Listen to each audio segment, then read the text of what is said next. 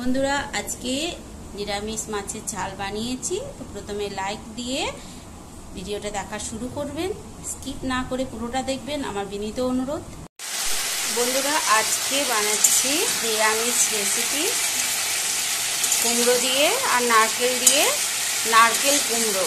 এখানে এই নারকেলটা আমি কুড়িয়ে নেব। প্রথমে সর্ষের তেলে 5 ফোড়ন, শুকনো লঙ্কা, তেজপাতা ফোড়ন দিয়ে আমি কুমড়ো আর আলু খুব সামান্য পরিমাণ ভেজে নিচ্ছি। যেমনভাবে কুমড়োর তরকারি বানায় সেরকমভাবেই নুন হলুদ দিয়ে ভালো করে কষিয়ে একটু জল ঢেলে সিদ্ধ করতে দিয়ে দেবো। এবার একটু জল দিয়ে দিলাম। এবার 5-10 মিনিটের জন্য ঢাকা দিয়ে দেব। তো বন্ধুরা এই যে তরকারিটা সিদ্ধ হয়ে গেছে, এবার দিয়ে দেব কিছুটা চিনি, নারকেল আর একটা কাঁচা লঙ্কা।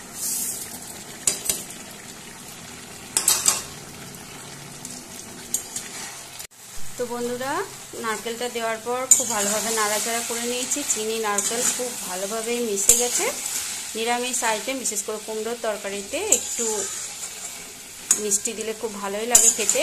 তো যারা ঘি, গরম মশলা এসব পছন্দ করেন এই পর্যায়ে একটু গরম মশলার গুঁড়ো আর ঘি দিতে পারেন। আর আমার নারকেলের ফ্লেভারটা ভালো লাগে তাই আমি আর দিলাম না। তো বন্ধুরা তরকারিটা সমস্ত সিদ্ধ হয়ে গেছে। একটু শুকনো লঙ্কা আলু আমি ম্যাশও করে দিয়ে মিশিয়ে দিয়েছি। এবার আমি নামিয়ে নেওয়ার পর আবার আপনাদের সাথে শেয়ার করছি। বন্ধুরা এগুলো দেখতেই পাচ্ছেন, এগুলো হচ্ছে সেদ্ধ করা ছোলার ডাল। তো একটু শক্ত আছে, এটা আর একটু শক্তই রাখতে হবে। তো এটাকে আমি হাতে করে আধ ভাঙা করে ম্যাশ করে নিয়ে এর সাথে একটু বেসন মিশিয়ে নুন হলুদ মিশিয়ে ভালো করে মেখে নিচ্ছি। তারপর দেখতে থাকুন আমি এটা দিয়ে কি বানাই।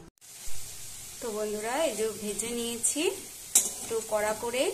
এবার এগুলো আমি উঠিয়ে নিচ্ছি। এগুলো মাছের পিসের শেপ দিয়েছি আমি। তো এগুলো আমি উঠিয়ে নেব।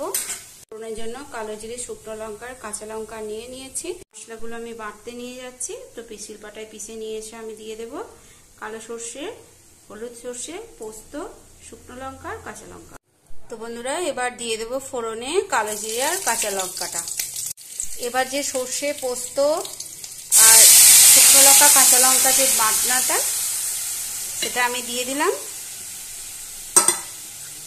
দিয়ে দিচ্ছি মশলার বাটি ধোয়া একটু জল।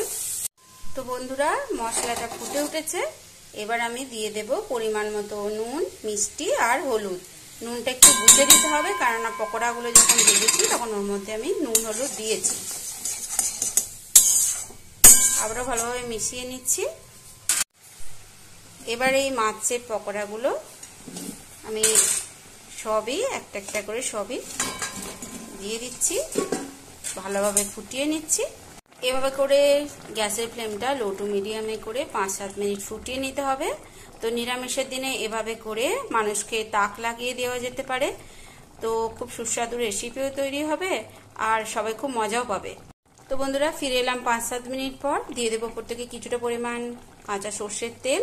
একদম যেমন মাছের রেসিপি হয়, মাছের সর্ষে বাটনা দিয়ে ঝাল, সেই স্টাইলেই আমি বানালাম। তো এভাবে করে নিরামিষের দিন আপনারা অবশ্যই খেতে পারেন, আশা করি খুবই ভালো লাগবে। তো আমি এটা অন্য পাত্রে ঢেলে নেওয়ার পর আবার আপনাদের সাথে শেয়ার করছি। তো বন্ধুরা এই যে নামিয়ে নিয়েছি আমার নিরামিষ মাছের ঝাল সর্ষে পোস্ত বাটনা দিয়ে। তো কেমন লাগলো অবশ্যই কমেন্ট করে জানাবেন, পাশে থাকার অনুরোধ রইল। তো আপনারাও এইভাবে বানিয়ে সবাইকে তাক লাগিয়ে দিতে পারেন। খুবই সিম্পল ভাবে আর খুবই সুস্বাদু ও স্বাস্থ্যকর রান্না এগুলি, একদমই ঘরোয়া পদ্ধতিতে। আর তার সাথে আরো বানিয়ে নিয়েছি সর্ষে বাটনা দিয়ে এরকম আমড়ার টক। তো এই রেসিপিও আমি কোনোদিন হয়তো দিয়ে দেবো। আর এই যে নারকেল কুমড়ো তো আগে শুরু করার সময় দেখিয়েছি। তো আজকে আমাদের এই রেসিপি, শনিবার দিন আমরা নিরামিষ খাই, তো নিরামিষভাবে সমস্ত কিছু বানিয়ে নিয়েছি। তো কেমন লাগলো অবশ্যই কমেন্ট করে জানাবেন আর পাশে থাকার অনুরোধ রইল।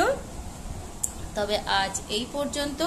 এতক্ষণ ভিডিওটা দেখার জন্য অসংখ্য ধন্যবাদ জানাচ্ছি। সবাই খুব ভালো থাকবেন। আবার দেখা হচ্ছে পরের ভিডিওতে।